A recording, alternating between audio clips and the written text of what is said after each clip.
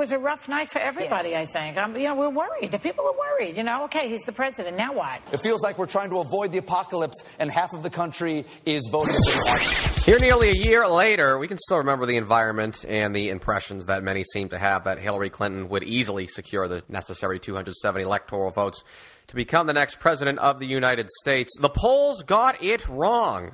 Or did they? Larry H. Russell here with Professor Spencer Kimball, who is back here again on the Emerson College Polling Weekly podcast for this Monday, August 28th, 2017. So, Spence, you had your research accepted this summer in the American Behavioral Scientists Academic Journal, titled 2016 Presidential Polling, a Substandard Performance. To those listening, I cannot stress enough the value of reading this piece. But, in the immediate, the man who wrote it, Professor, based on the title of your research, it appears the polls failed. So, right here, right now, can you explain us what happened with the polling in 2016? So thank you, Larry. And what I've created is something called statistical accuracy. And so to measure a poll's accuracy, most of the time we just say, hey, did the poll predict the right winner in the race? Did they have Clinton winning in Florida, or did they have Trump winning in Florida? But polls are not that precise. And what we have is something called a range of scores that a poll can accept. And this is where your margin of error comes in. And a lot of times people hear margin of error, but they don't know really how to apply it.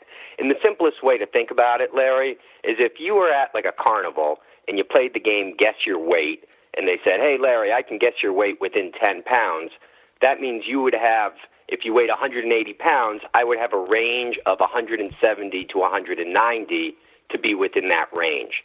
The problem with these electoral polls is that the media and the pundits really fail to explain what the poll is telling us at that moment. And as we saw last week in Alabama, while the polls might show a race is, closer or closer to 50%, it's not a precise indicator, and a lot of people took it as a precise indicator, and that's what led to those misexpectations. So what you're really telling me here is it sounds like polling literacy is needed in society so people can make the proper interpretation from the polls.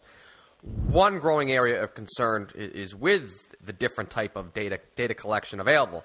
Some polls, they get their samples online. Others use telephone operators. Others utilize automated polls, and some use a combination of the three methods. So, Professor, how can you tell of what general methods for collecting data, which ones are superior to the other? What were the best mechanisms in the last cycle? So in 2016, we took a look at really 4 different ways that pollsters collect data. Some do it just with an online sample. Some do it with live operators calling households and cell phones. Some do it with automated phone calls, calling only landlines, like us. And some do mixed mode polling, which mixes a combination of the above 3 categories.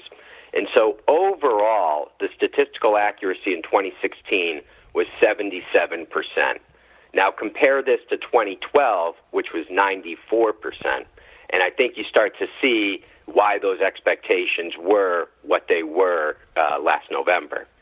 Your online modes and your live operator modes were basically the same. They were about 77, 78%. The IVR, the automated, was 81%, and the mixed mode dropped down to 74%. So it appears that using a standard mode, online, live operator, IVR, would be the preferable choice.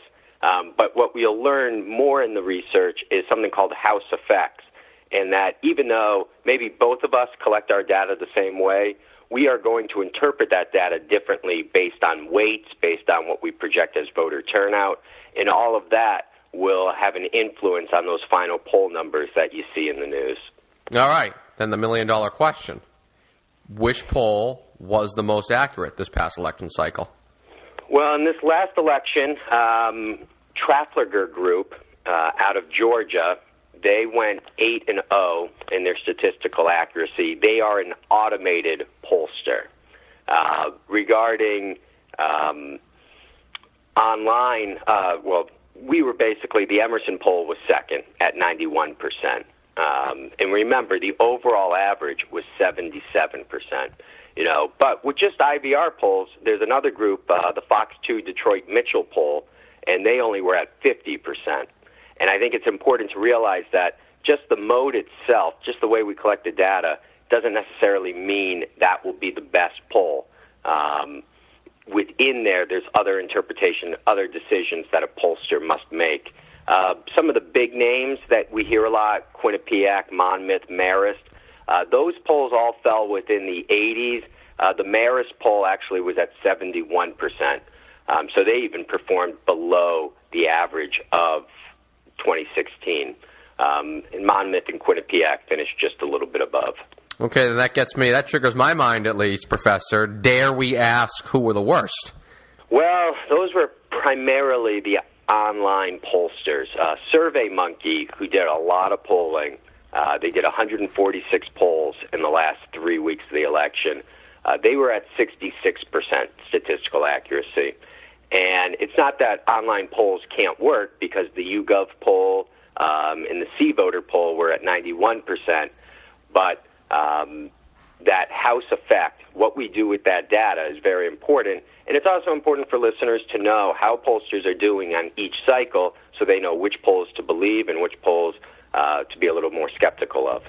Emerson College Polling Society's Professor Spencer Kimball, we thank you for providing this imperative information to our public. Thank you very much for having me. Everyone enjoy their Labor Day weekend. The next time we shall grace the space here on Emerson College Polling Weekly will be the 11th, where, here in this aforementioned space, the Emerson College Polling Society will release their new poll for the Alabama GOP primary for Attorney General's Jeff Sessions' seat in the United States Senate. So, to obtain immediate access to the release, subscribe to the Emerson College Polling Weekly podcast on iTunes, Stitcher, and the CLNS Media Network mobile app.